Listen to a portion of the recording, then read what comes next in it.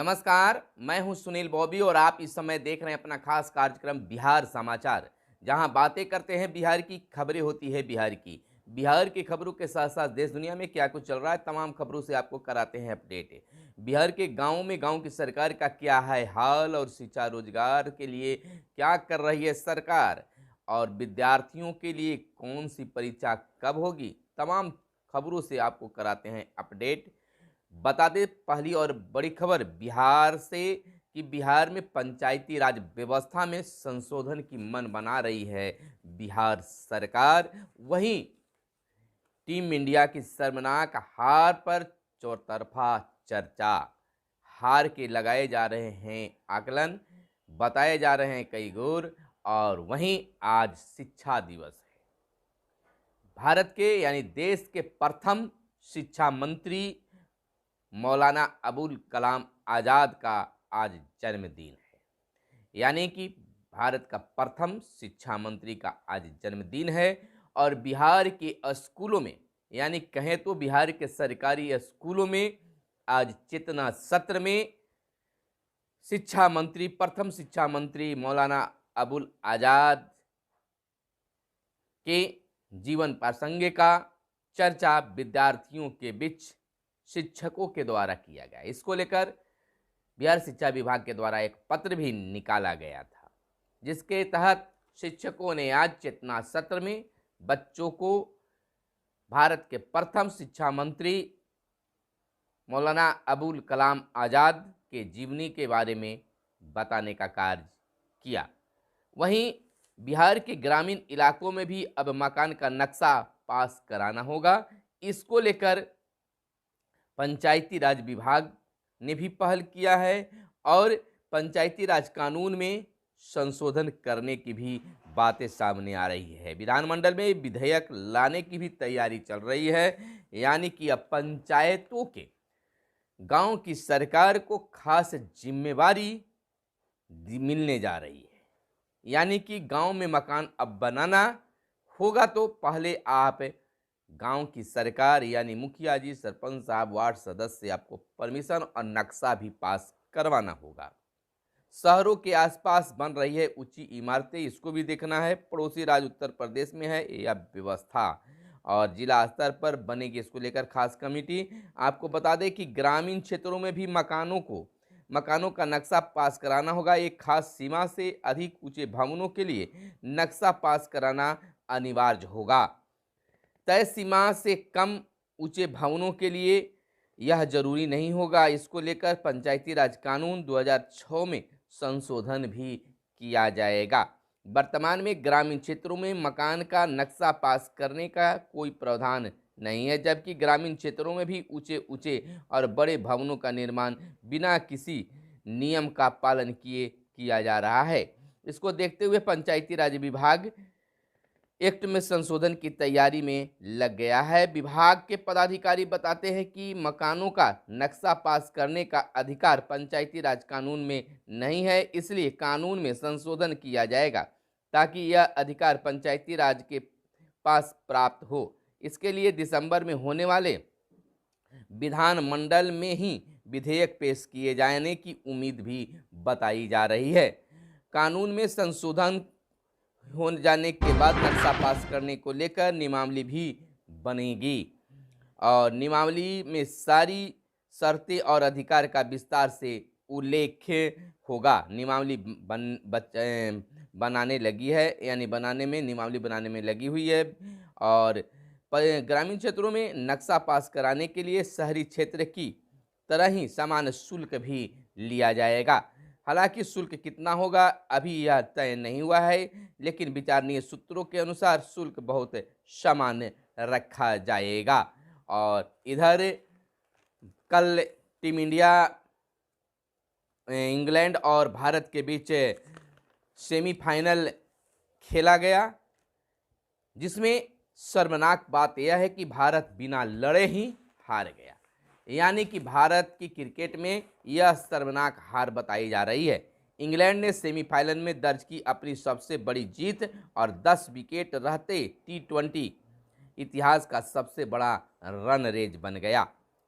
आपको बता दें एक बार सेमीफाइनल में किसी टीम ने 10 विकेट से जीत दर्ज कर विश्व कप में शामिल हुआ और 6 साल बाद इंग्लैंड की टीम खिताबी मुकाबले में पहुंची है और 170 की साझेदारी बटलर और हिल्स ने पहले क्रिकेट के लिए की जो टूर्नामेंट के इतिहास की सबसे बड़ी है और 250 से अधिक रन बनाए विराट कोहली ने तीसरी बार विश्व कप में ऐसा किया है, यानी 250 से अधिक रन बनाया है। और इधर कप्तान क्या बोले, आयरलैंड से मिली हार के बाद जिस तरह का जज्बा दिखाया है वह शानदार है। हम यहां आकर काफ़ी उत्साहित हैं। आज पहले से 11वें नंबर के खिलाड़ी ने अच्छा प्रदर्शन किया। हम हमेशा तेज और आक्रामक शुरुआत करना चाहते हैं। खुश हूं कि मैंने ऐसी विशेष पारी खेली है। जॉस बटलर कप्तान इंग्लैंड का कहना है।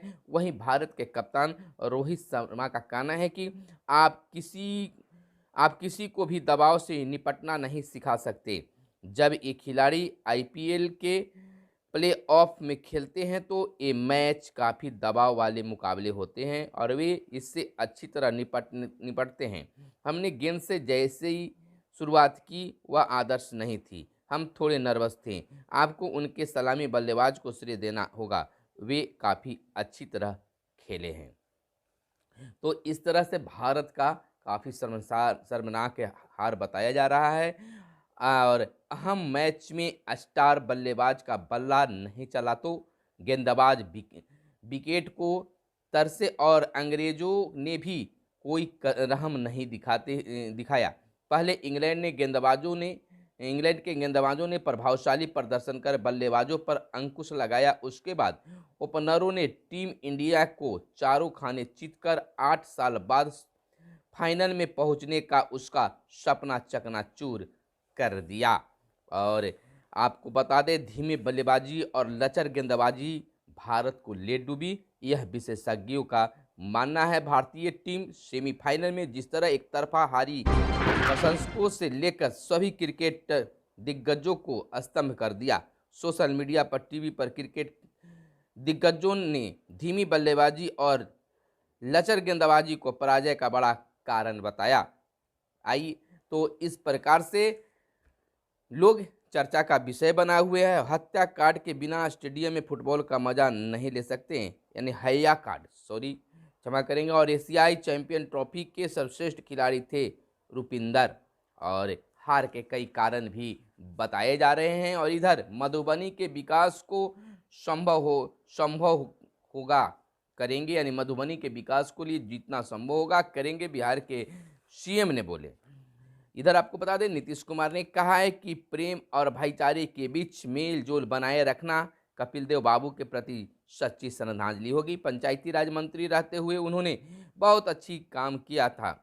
वह क्षेत्र के विकास के लिए हमेशा हमसे मिलते जुलते रहते थे। और इधर राजद के ताजा नारे से नीतीश की मुहिम को मिली ताकत। एक ही लक्ष्य, एक विचार, राष्ट्र का गौरव बने बिहार। इन नारों से नीतीश कुमार को एक बड़ी मुहिम मिलने की बातें कही जा रही है। राजद कार्यालय पर लगे ताज़ा होल्डिंग, एक ही लक्ष्य, एक विचार, राष्ट्र का गौरव बने बिहार को राज्य और देश की सियासत को नया संदेश है। इसके निहितार्थ समाजवादी घड़ों को एकजुट करने का मुहिम से जुड़ा है। और इधर मुख्य सचिव ने कहा है कि डीएम हर हाल में पराली जलाने पर रोक लगाए। राज्यपाल सच्चिदानंद सिन्हा को किया नमन। राष्ट्रीय कला उत्सव 17 से 19 तक होगी। और मधुमेह दिवस पर 14 को जागरूकता मार्च और प्री मैट्रिक छात्रवृत्ति के लिए 372 लाख जारी किए गए हैं। 2 अफसरों को अतिरिक्त प्रभार मिला है। शिक्षा विभाग ने बीबॉस में कार्यरत संजय कुमार 2 को स्टूडेंट क्रेडिट कार्ड योजना का प्रभारी पदाधिकारी बनाया है। वहीं अवकाश रहित पदाधिकारी तथा संप्रति विधि कोषांग के कार्यरत शशि रंजन को मध्याह्न भोजन योजना के सहायक निर्देशक का अतिरिक्त प्रभार दिया है। और इधर संजय के फेसबुक पोस्ट से आया। शिक्षक बहाली शुरू नहीं हुई तो सड़क पर उतरेंगे। प्रदेश भाजपा डॉक्टर संजय जायसवाल ने फेसबुक पोस्ट के जरिए राज्य सरकार पर निशाना साधा है। आरोप लगाया कि पहले राजस्व विभाग, फिर स्वास्थ्य विभाग और अब पंचायती राज विभाग में भाजपा के पूर्व मंत्रियों द्वारा सृजित नौकरियों को गठबंधन सरकार की उपलब्धि बताकर राज्य सरकार ने हाई क्रेडिट जीवितार्थ की हैट्रिक लगा दी है। सरकार सीना ठोककर भाजपा के कामों को अपना काम बता रही है। भाजपा अध्यक्ष ने कहा कि भाजपा के सत्ता में रहते हुए 1,15,000 शिक्षकों की नियुक्ति तय हुई थी। बीते जुलाई में उन्होंने अधिसूचना भी निकली थी और अब तो बहाली हो जानी चाहिए। कहा कि अपने हक के लिए इन अभ्यर्थियों ने लाठियां खाई, जख्मी हुए और जेल भी गए। आज इन युवाओं का जज्बा गर्दनी बाग में सिर मुड़ाकर अर्धनग्न प्रदर्शन कर रहा है, लेकिन सरकार बेसुध पड़ी हुई है। और इधर विजेंद्र का कहना है कुडनी राजद की सीट, इस पर बात चल रही है। मंत्री ने कहा गठबंधन बनते और टूटते रहते हैं। भाजपा का गठबंधन भी जनता पार्टी से टूटकर ही हुआ है। और गजब, डीजीपी पर भारी दरोगा जी, यानी कि जिले में 5 तो रेंज का इकाई और 8 वर्ष रहते हैं। पुलिस महकमे में सबसे ताकतवर पद डीजीपी यानी पुलिस महानिदेशक का होता है। पुलिस में सबसे सर्वोच्च पद भी यही है, पर बिहार पुलिस के एक दरोगा डीजीपी पर भारी पड़ गए। डीजीपी के आदेश का तबादला होने के बाद भी दरोगा अपनी जगह से टस से मस नहीं हो रहे हैं। यहाँ तक कि विनियमित करने को लेकर दोबारा चिट्ठी जारी हुई, पर दरोगा ओम प्रकाश ही अपनी जगह पर ही जमे हैं। यह खबर निकलकर सामने आई है और अफसरों के काम का ब्यौरा तलब उच्च शिक्षा परिषद में शिक्षा मंत्री प्रोफेसर चंद्रशेखर ने 3 महीने में किए गए कार्यों की जानकारी मांगी और उपाध्यक्ष ने दी रिपोर्ट। काम नहीं करने वालों पर अब गिरेगी गाज। गन्ना उद्योग में लागू होगा सिंगल विंडो सिस्टम। वहीं देश की चिंताजनक स्थिति के प्रति भाजपा बेपरवाह। राजद उपाध्यक्ष शिवानंद तिवारी ने कहा है कि देश की चिंता की स्थिति के प्रति भाजपा बेपरवाह है।